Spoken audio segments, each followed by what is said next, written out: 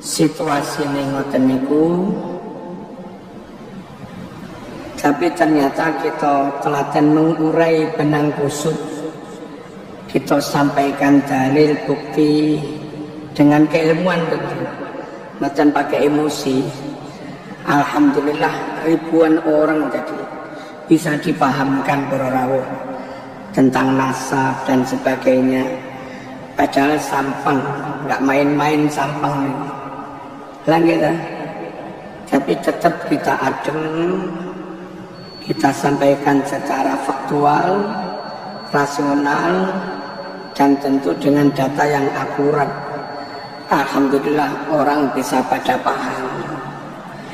Nah, nyun sewu, ngeten iki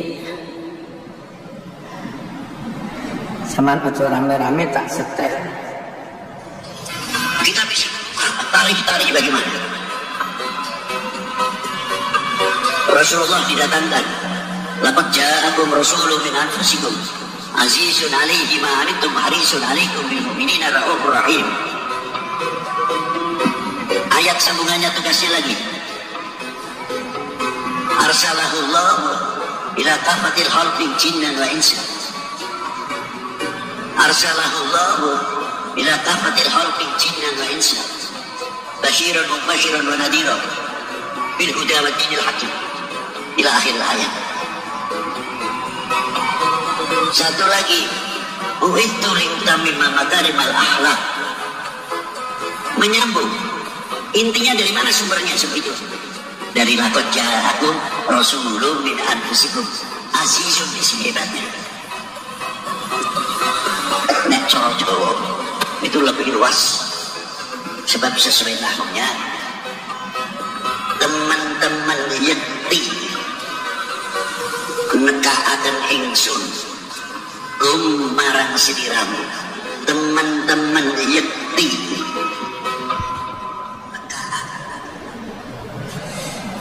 Nah, niki semerep suarane sapa semerep? Suarane sinten? Semerep lah. Masuk ganti ten. Saman kandane ya. Iki saman kandane kayaknya. Dia kan branding diri kayak ulama besar. Ya. Pimpinan Thariqah se-Indonesia. Jadi mursyidnya para mursyid. Bahkan membranding pimpinan Thariqah sedunia. Dandanannya juga keren. Tapi gini loh, oleh-oleh nggak mendahulukan ilmu. Yang kasihan umat kadung begitu percaya dengan penampilannya, ternyata ngecen wow. Mana nun sewu ayatnya itu wama arsalnaka illa kafatan linnasi basyirau wa nadhira. Ngoten niku ayate. Tapi dhek nyuwun sewu maca kan gak karu-karuan tadi. Ya. Wa arsalakallahu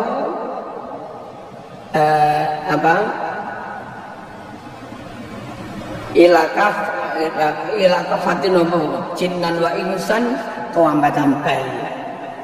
Nah tentu nambah-nambahi ayat oleh disengaja nggih kafir. Ngerubah-ngerubah ayat kalau disengaja kafir. Kalau enggak disengaja bahaya buat orang awam. Orang Arab nganggap dia alim tenan, dicekeli tenan, dipercaya tenan, tiba-tiba keliru.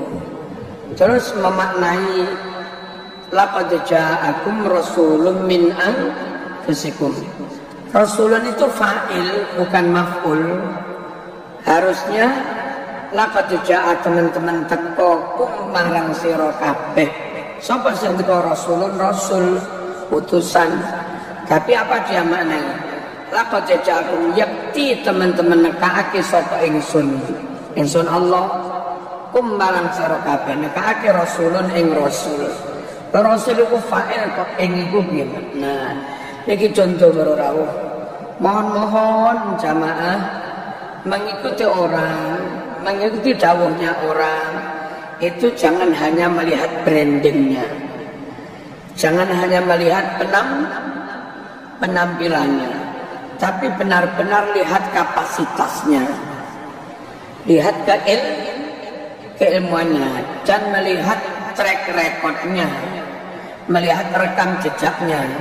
Dari dulu nggak pernah neko-neko, dari dulu nggak pernah mencela, nggak pernah kontroversial, lurus.